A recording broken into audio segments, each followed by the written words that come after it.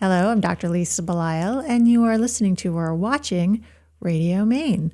Today I have with me in the studio the owner of Legacy Properties, Sotheby International here in Maine, Chris Lynch. Nice to have you in today. Thank you for the invite. Well, I should introduce you actually as also our friend Chris Lynch, because you actually are a dear friend of my husband and for well mine. over a decade. Yeah, for a very long time. Yeah.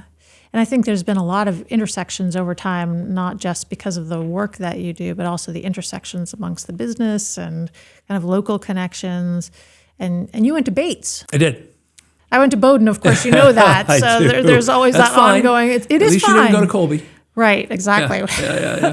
I mean, and we like Colby. There's nothing wrong with Colby, but there is a traditional sort of three-college rivalry amongst the liberal arts schools here in Maine. I'm just teasing about Colby too. Yes, no, we understand. Although back in the day when I went to Bowdoin, I mean, it was a rough rivalry. Yeah, it was. I mean, I don't know if I would have been able to talk to you back then. So hopefully it's changed somewhat. A little bit. But there's lots of interesting things going on in Maine with regard to real estate. Sure are. Yeah. And you've been doing this long enough, so you've kind of seen ups and downs and backs and forths. Tell me about the state of where we are. Well, 17 years since I started the company, and we've grown quite a bit. So now we're over 100 people, statewide, and really cover a broad swath. So we see the interesting thing about Maine is every market's kind of a microcosm. Each town has a different vibe, has a different depth, has a different inspiration for people. And so it's super hard to talk about Maine as one market. We tended to carve out coastal communities, kind of from Kittery all the way up through the other side of Bar Harbor. And even as you go through the coastal communities, Camden's very different than Kennebunkport. And Bristol is very different than Harpswell. And Northeast Harbor is very different than all the other places in Maine, to be honest. It's a really cool little spot, and we just opened an office there about 18 months ago. Yeah, so you kind of have to pick your spots. And even if you look at counties, all the counties are so different. Funny enough, we're breaking out an index right now where we're trying to create our own statistical index that helps report on both microcosms and kind of macro trends in different counties, also different types of cities and towns. And it's hard to do, but we're getting through it, and it's giving us a better picture as to what's going on with what we like to look at. So now we're going back into the lakes, into the Belgrade Lake, Sebago Lake, Long Lake, Panther Pond, Little Sebago, and those are each their own microcosms. So it's been fun, challenging, but fun. So what are some surprises from kind of doing this work, looking at the data? Well, the biggest surprise is how hot Maine has become, and not just coastal Maine and not just Portland. I mean, Portland's been hot for a decade, really, maybe 20 years. Very different than when you were at Bowdoin or I was at Bates. It's come such a long way, and everybody wants to come to Portland, and they get here and they learn more about Maine. So last year, I want to say $22, $23 of every high-value property spent on a Maine property was coming from Massachusetts. And so I think the biggest change has been people from away, finding the value that we who've lived here for a long time, it's been 22 years for me, saw a long time ago. And really people didn't appreciate how much there is here, and now have the opportunity, particularly with remote working, to be able to come here and live here and enjoy life here. Big change, though, last 2 years in particular. And I know that there's definitely been a COVID impact, and you might anticipate that as COVID starts to, I'm knocking on wood sort of as I'm saying this, hopefully starts to recede. The public health emergency is being officially lifted. So I think I'm safe in saying that this pandemic is receding. People are still coming to Maine. They are. So what happened was their friends came during COVID. And then they came to visit or called them or sent an email or a text saying, hey, you should check this out. And so there's an effect in place that is just, it's going to be here for a long time. It's going to be here for a long time. Why Northeast Harbor? Northeast Harbor is one of the most highly valued markets in the state of Maine. It's a perfect fit for us. And from Northeast Harbor, we do all of MDI, and we do north and east, and a little bit west out towards Bangor, and a little bit south, down towards Castine, and some just really beautiful towns that are out that way. It's 3 hours from here. It's a great footprint for that whole Hancock County, even into Washington County for us. How much work are you doing in Washington County at this point? Very little. Yeah, it's just a little too far. We do a little bit. Funny enough, we've taken 3 or 4 listings in Eastport, which is about as far on the coast as it gets in Maine, as you know. So it's the first city to see the sun in North America. So it's been fun. Yeah, but even the fact that you have those listings, I think, is very interesting to me because Eastport is far. It is far. I mean, it is not easy to get to at all. No, it's far, but it's beautiful, and it's also a place that's been discovered in a smaller way. It's still a fishing village, but it's pretty special, really beautiful, very authentic, real Maine.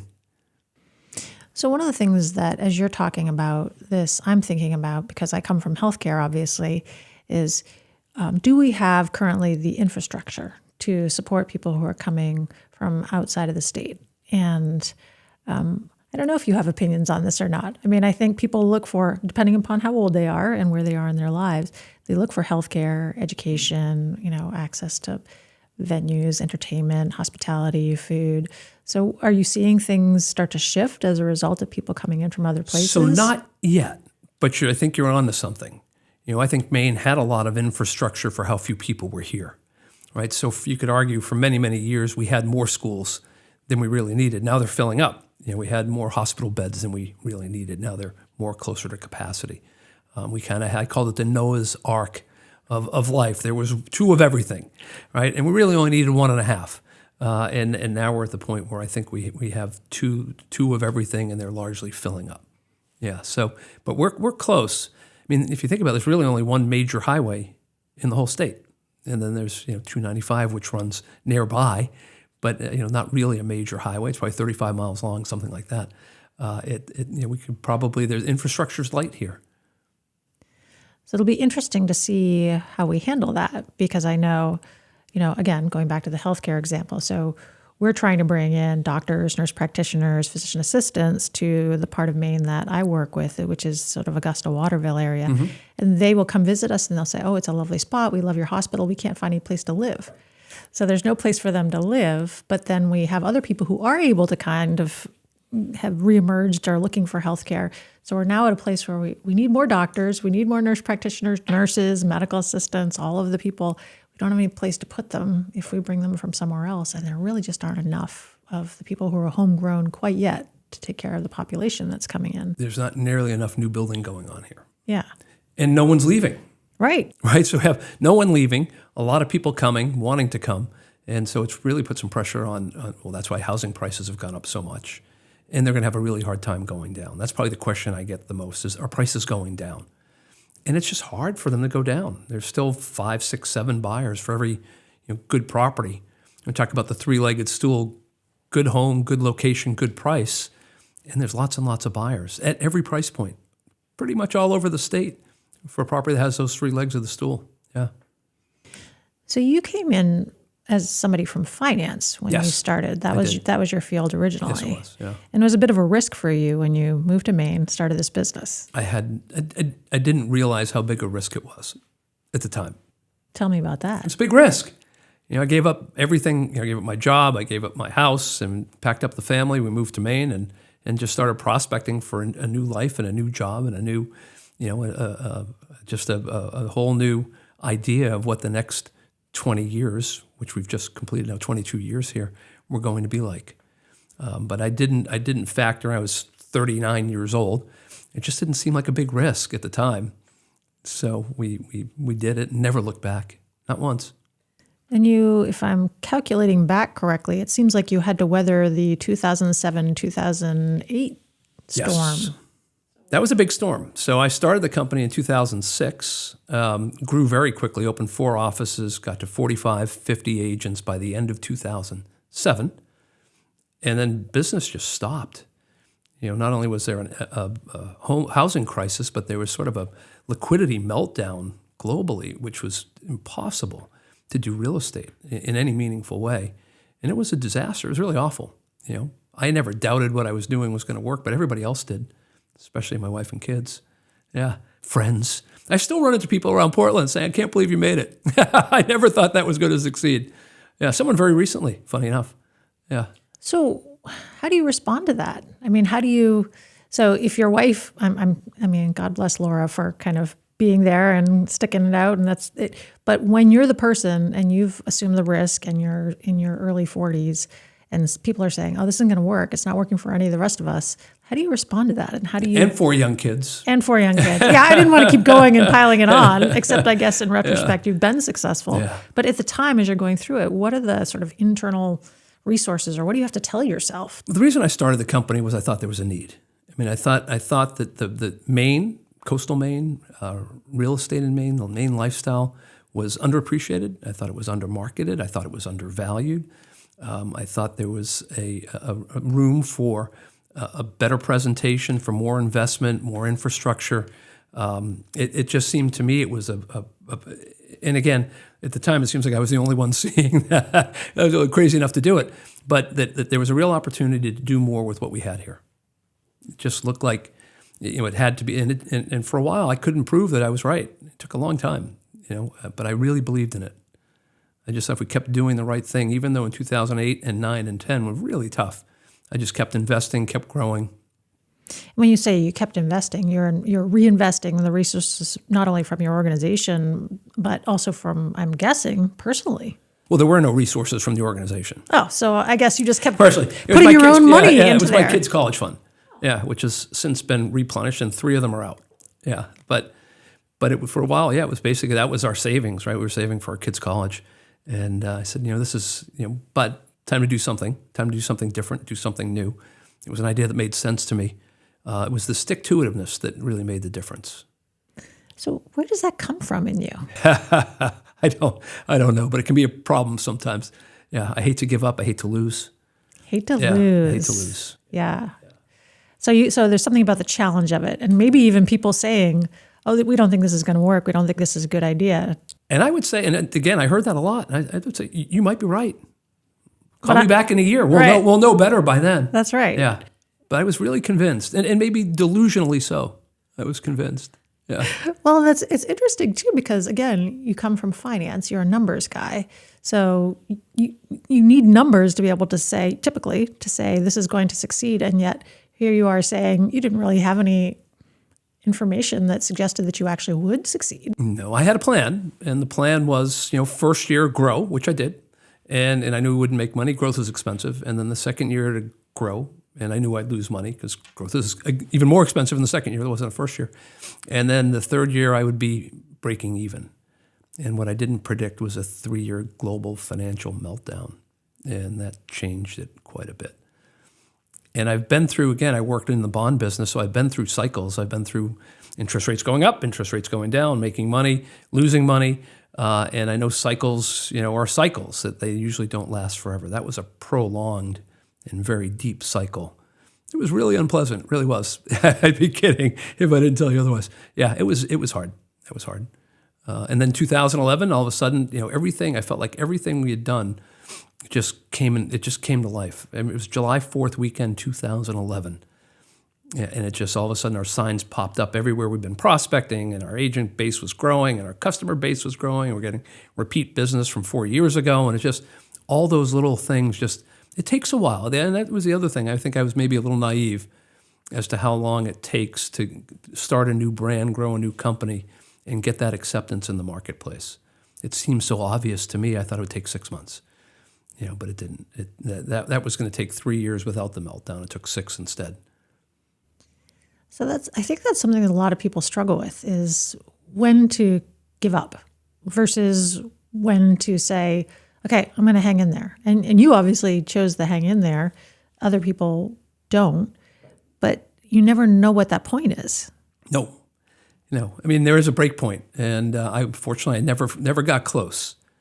My resolve was there the whole time. It just, and again, it was hard.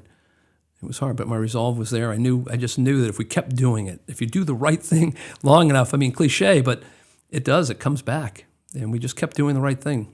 I know in my family and raising my kids, I have my older ones who kind of saw me go through rough times. And my youngest one has seen relatively nice times, as a result. And you have a span of 4 kids. 4 kids, 8 years, yeah. I mean, have you ever kind of explored with them, like, their experience of going through, like, rough times versus now, and kind of, or do you feel like everybody's kind of like, no, I'm good? we're fine. So fortunate, all 4 of my kids, to a pretty high degree, take after my wife. And so they're just super nice kids. They communicate with each other. They communicate with us all the time. I would say my 2 daughters talk to me at least every day, sometimes more than that. My oldest son moved back to Maine 4 years ago and just started his 5th year with my company. He was just promoted to chief financial officer, and he's got a great life here in Maine. He loves his life here. He loves his job. He loves the company. He loves his dad, loves his mom, his brothers, sisters. As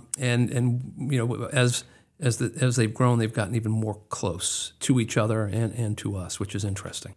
So you're not hearing from them that they felt this kind of struggle that you were going through professionally? I don't think so. Probably at some level they could all, except our little one, all tell a story that, I can remember when you came home, it didn't look good.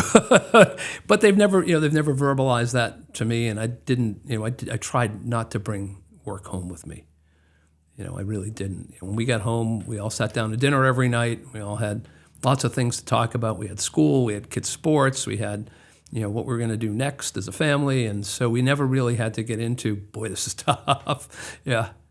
So not only did you kind of have to stick to it despite everybody else's concerns on your behalf, but also you were showing up and putting the best face forward for your family. So that showed some pretty significant, I would think, inner fortitude and an ability to frame things in a very... Don't they call that compartmentalism? Maybe that's what it is. Compartmentalizing? Yeah. I suppose you could take it also as a negative, right? But I was just thinking, the ability to... you clearly had to frame it in such a way that you could actually yourself continue to exist and move forward, and also make it possible for your children not to be impacted. And maybe it's compartmentalizing, but I just think of it as just a really strong framing. Like your worldview is very specific, and this is the one you're going to go with, and we're going to go in this direction together. Well, where I'd come from, obviously working on Wall Street was super hard. It was really rough and tumble. Every day you could go in and lose your job, and there wasn't any margin for error. And so that was really stressful, and that was really hard. And part of the reason we moved to Maine was my kids never saw me. I left the house at 5 and 5:30 in the morning. On a good day, got home at 9:30, 10 o'clock at night. On the weekends, Saturday, I usually napped half the day to catch up. And Sunday morning, I went back into work for a couple hours. So and that was a lifestyle that was fantastic when I was 25 to 35. 36 started to get a little tiresome, 37, and then a month after my 38th birthday, I said, let's do something different. And this is what different was and what different brought to us. So even in the toughest days in real estate, it was still it was a little bit easier than my easiest day on Wall Street, in fairness. Yeah, it was really tough. And so I had that background, I had that in me, and I was so happy to be where I was and doing what I was doing, even if it wasn't working at the time. Yeah, that's what got me through.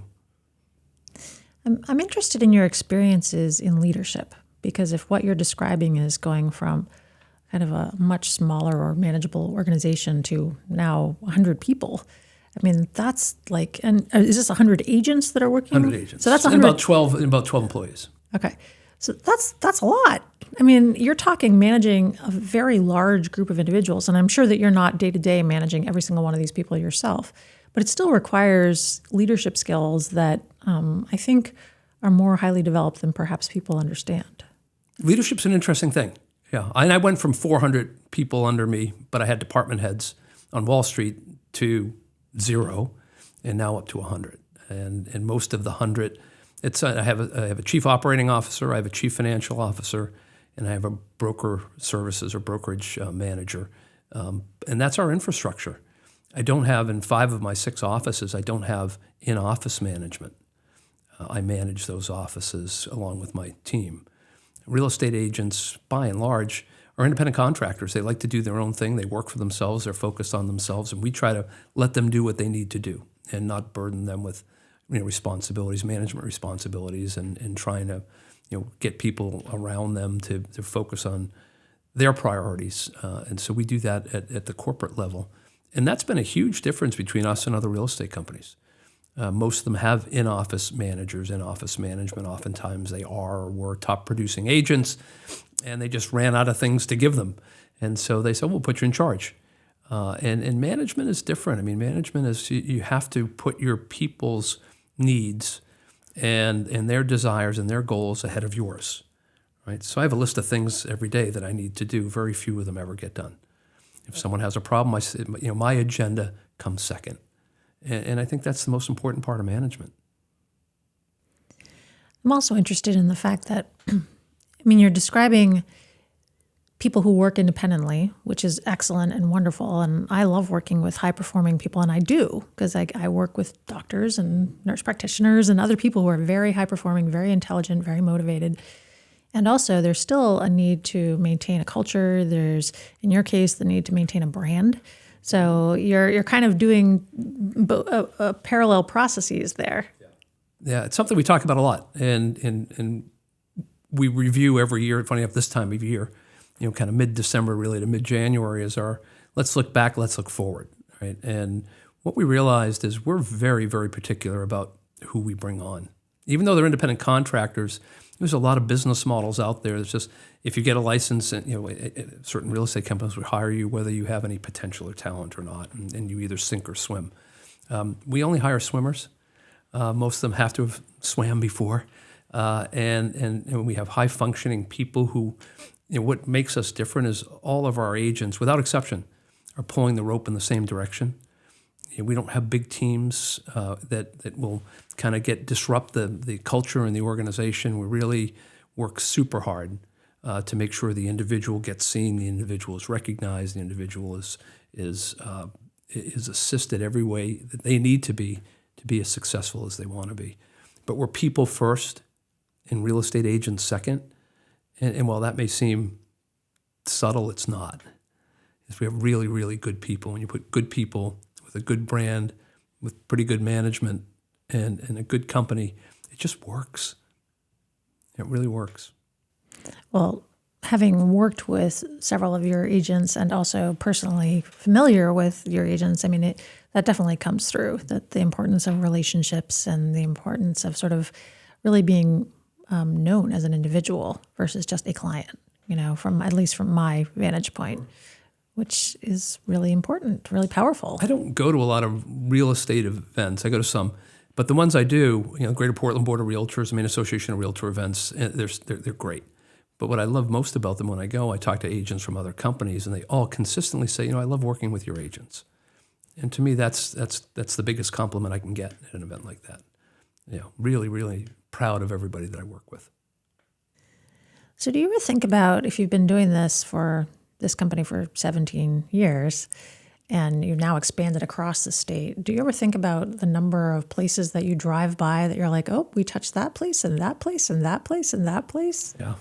I'll turn a corner somewhere in the middle of nowhere, Maine. There's our sign. Right there. Yeah. Yeah. So we did, I think we're in 12 counties and 87 towns, last year, in terms of where we did business, where we transacted business. And so it's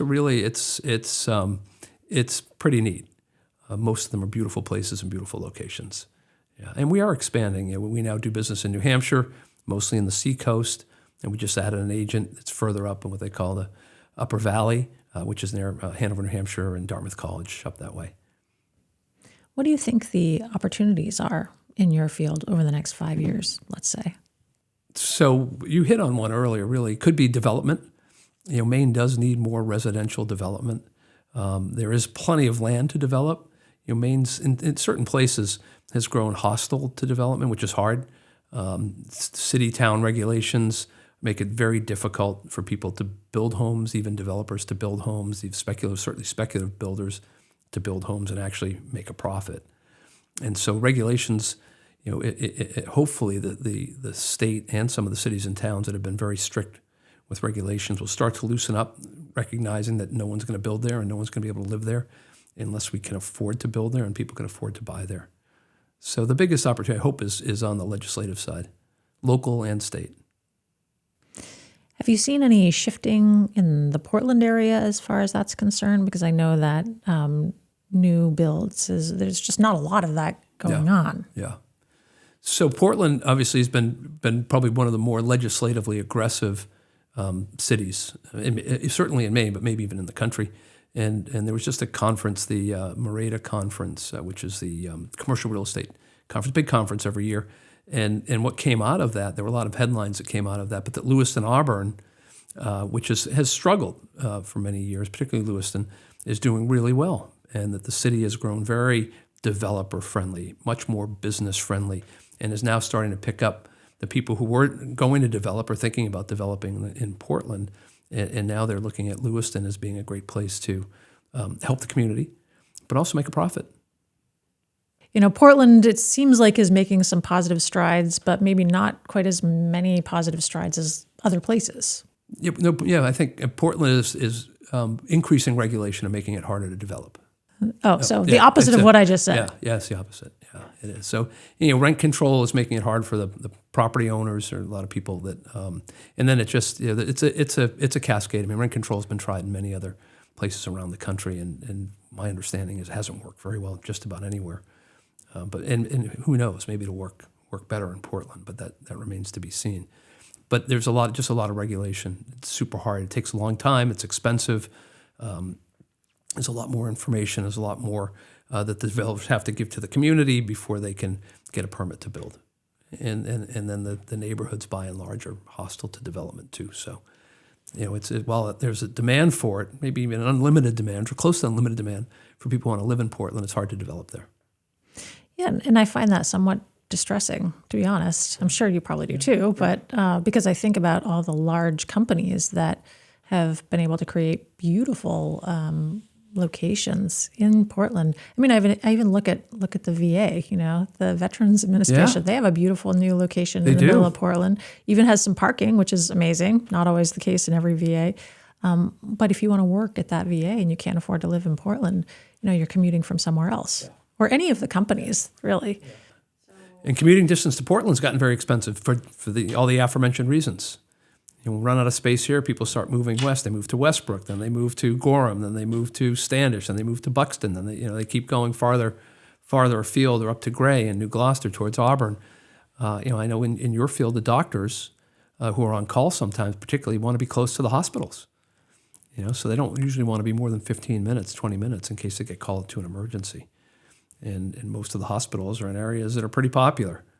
Yes. It's an interesting conundrum. It is. So I always wonder about this. If you have such disparate stakeholders, you've got people who want development, people who don't want development, people who think about, environmental impact, all the other considerations. How do we get the stakeholders to a place where they can perhaps start understanding how to make concessions so that it's going to be better for the ecosystem as a whole? Yeah, I think you first have to stop it from continuing to go the other way, where the stakeholders are getting more entrenched and farther apart. I don't think that outward movement has actually stopped yet. Maybe once it stops, maybe we'll start to come back together. But it might take a crisis. Sometimes it does, right?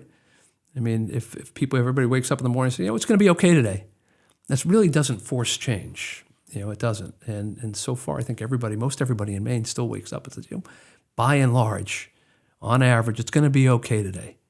We're going to get through the day. It's going to be okay. And so and then that raises all kinds of other issues and questions. But I do think the stakeholders are still moving farther apart. I haven't seen a lot of movement to bring those stakeholders closer together, from my perspective. Yeah. But you're right. That's where we need to. That's where we need to be. Yeah, that's where we need to be. And I don't have the sense that COVID has actually improved this. No, it's exacerbated it. Yeah, it has. Yeah, no question. Well, and it's forced this demand for living here on a state that wasn't ready or used to. Maine's net in-migration was 0.05% for like a decade. And if you look at the numbers from, I think it was North American Van Line showed the last 2 years, Maine has had the largest percentage of net in-migration. Number one in 2021 and number two in 2022 of any state in the country. Right? So people are coming. And they're figuring it out somehow. Which I think is great. Yeah. And also, I come at it from how do we help make sure that our communities stay healthy?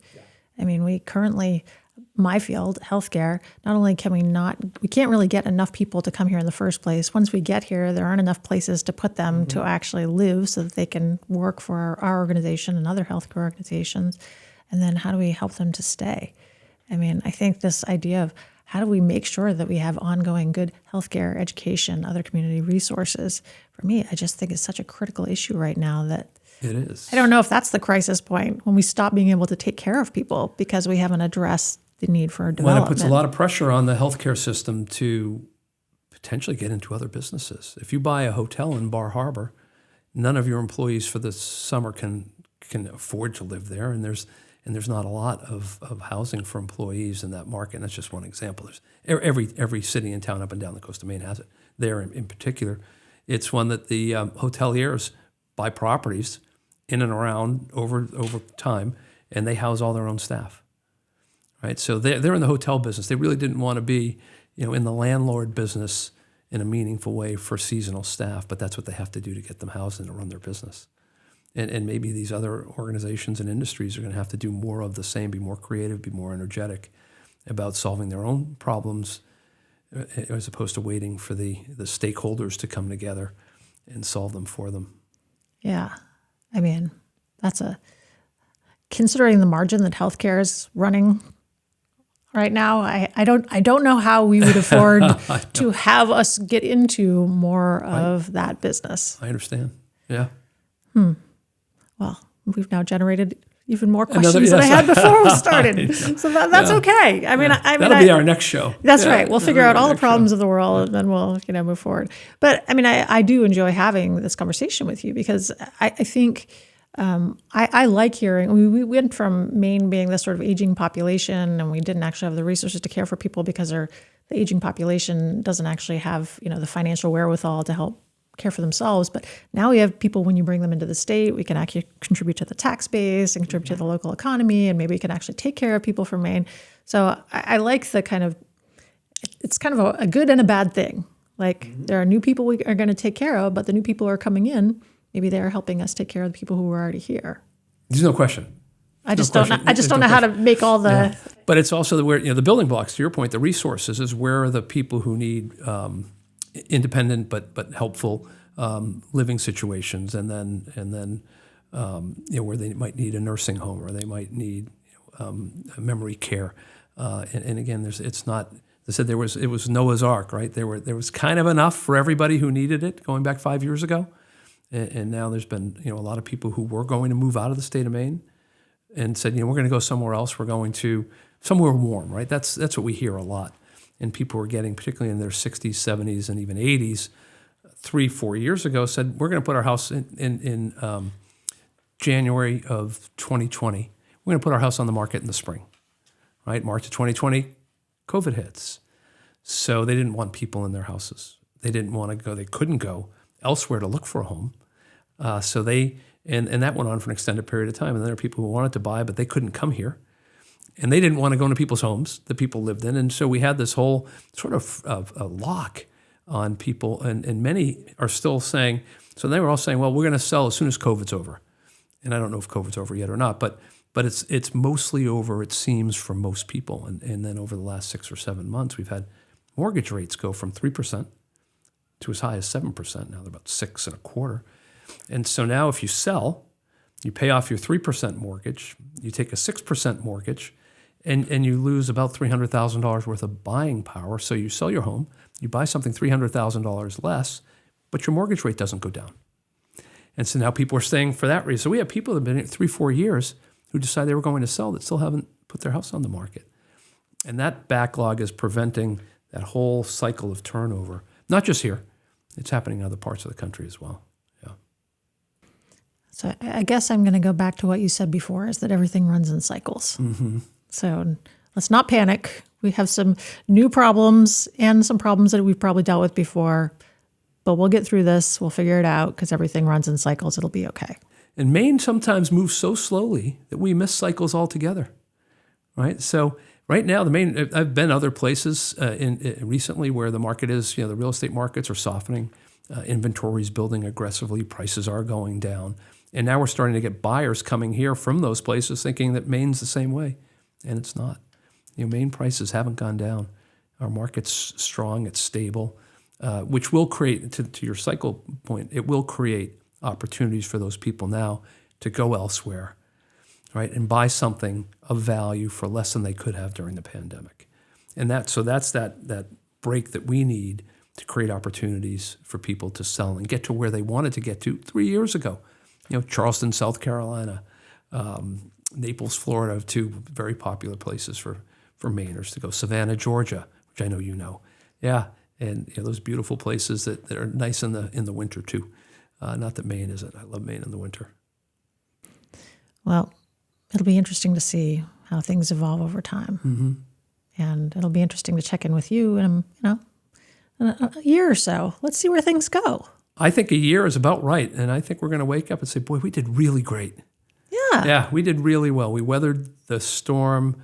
Things are getting more normal again. There's some infrastructure development. Those stakeholders have figured out a way to come together. We're seeing new development.